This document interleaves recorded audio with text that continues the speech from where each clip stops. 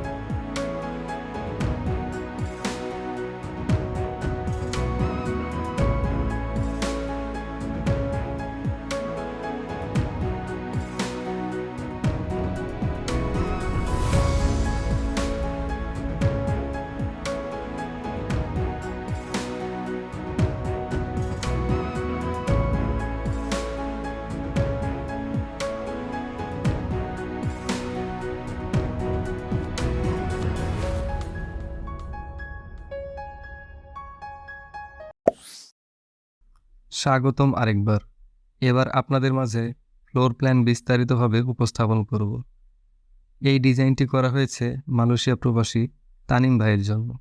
এই বিল্ডিংটি হবে কুমিল্লাতে।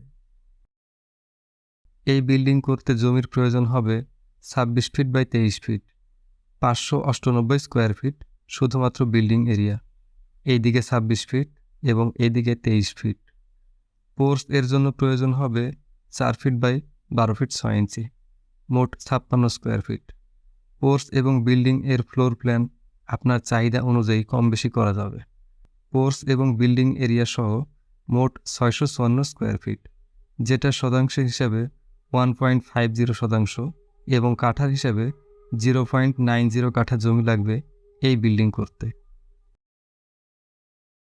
প্রথমে একটি পোর্স দেওয়া হয়েছে, যেটার নিচ দিয়ে মূল বিল্ডিংয়ে প্রবেশ করতে হবে। পোর্স এর মাপ হচ্ছে 12 ফিট 6 ইঞ্চি বাই 4 ফিট। পোর্স দিয়ে সামনের দিকে অগ্রসর হলে প্রথমে একটি লিভিং রুম পাওয়া যাবে। বেশ বড় সাইজের লিভিং রুম। লিভিং রুমের মাপ হচ্ছে 12 feet 6 inch by 11 feet 10 inch. Living room থেকে সামনের দিকে অগ্রসর হলে একটি ডাইনিং পাওয়া যাবে 12 feet 2 inch by 13 feet 10 inch. Dining এরিয়ার কাছাকাছি দেওয়া হয়েছে কিচেন। কিচেন এর মাপ হচ্ছে 6 ফিট 2 ইঞ্চি বাই 8 ফিট। এখানে দেওয়া হয়েছে common bath 5 feet 6 inch by 6 feet 4 inch. Dining এর ডান পাশে দেওয়া হয়েছে আরেকটি বেডরুম। এই বেডরুমের মাপ হচ্ছে 12 feet 6 inch by 10 feet. Proper ভেন্টিলেশনের জন্য দুই পাশে দুইটি উইন্ডো দেওয়া হয়েছে। ফার্স্ট ফ্লোরে আপনাদেরকে দুইটি প্ল্যান দেখাবো, যার যেরকম প্রয়োজন এবং চাহিদা সেই অনুযায়ী করতে পারবেন। এই সিঁড়ি দিয়ে ফার্স্ট ফ্লোরে এবং ছাদে যাওয়া যাবে।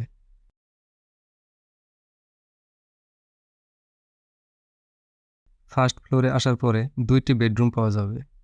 এই বেডরুমের মাপ হচ্ছে 12 feet 6 inch by 11 feet 10 inch.